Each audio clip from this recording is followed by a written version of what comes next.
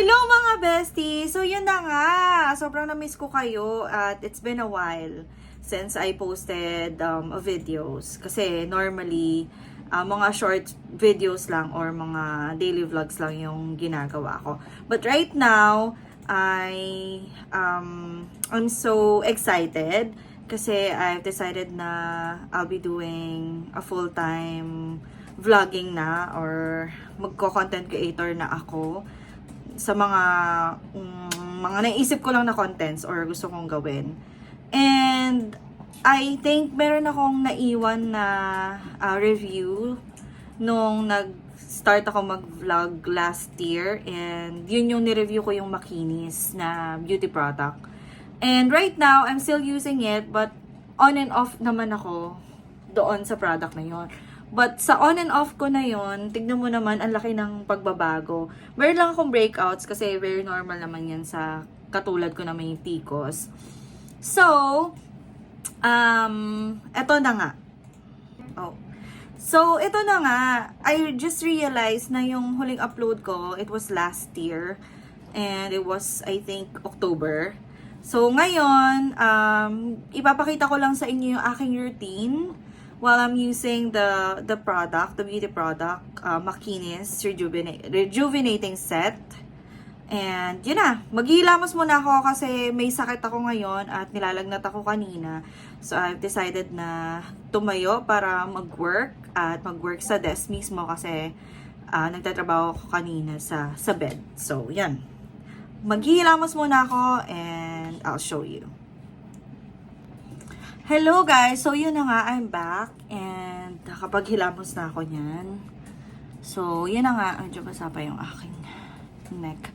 So nakapaghilamos na nga ako, and kung mapapansin nyo, ang challenging din talaga maghilamos pag naka eyelashes extension. So yun nga, ipapakita ko lang muna sa inyo yung product. So it's actually the same that I used before. So rejuvenating set, that's a toner, and ito yung night cream, yan, siya yan, and ito sunblock na ginagamit ko lang paglalabas, pero hindi masyado kasi hindi man ako masyadong lumalabas. And meron pa lang nadagdag na product sa akin na ginagamit ko siya tuwing nighttime. So ito yung tinatawag na Makinis Prime Serum. So yan, siya yan mga guys. Sobrang ito, ginagamit ko to like talaga every night. Pero may mga chances kasi na parang nakakatamad mag-rejuvenating set, lalo na pagka pagod ka na, yung mata mo galing sa work, nakakatamad na maghilamos. So what I normally do is yung nga, magwa-wipes na lang ako ng mukha tapos hihiga na ako. And yun na, start tayo. So kukuha lang muna ako ng aking cotton. So, wala kasi akong cotton ball. So, I start with the toner. Kasi patulog na rin naman ako. Kaya, umpisahan ko na siya. And alam nyo ba, pag in-apply nyo yung night cream sa balat nyo, sa mukha nyo, yung feeling pag umaga, sobrang ang kinis talaga. As in, sobrang kinis. Tapos parang banat na banat. Para kang nagpa-stem cell. Charot.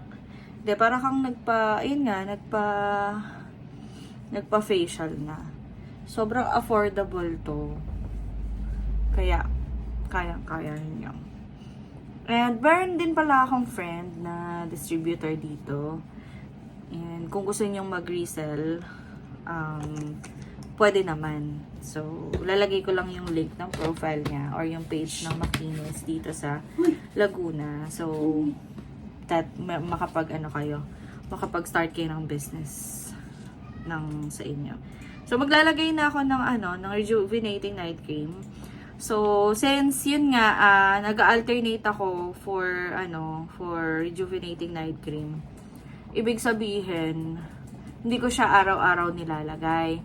So ngayon, ngayong buwan nag-start ako na ang gagawin ko lang is alternate ako sa serum, tapos at saka dito sa night cream. So ang mangyayari, since naglagay ako nito ngayon, bukas maglalagay ako ng ng serum para ma-rest lang yung face ko kasi wala din naman chance na makapaglagay ako ng serum since yung serum talaga is advised every night lang nilalagay. So magpapatong siya at saka parang magkaiba yung basta parang hindi ko lang feel ganyan. So yun lang. Yan, i-apply lang natin siya evenly sa ating mga face. And, of course, pagkagising nyo, magbabanlaw din kayo, guys. Kasi baka hindi kayo magbanlaw ng face.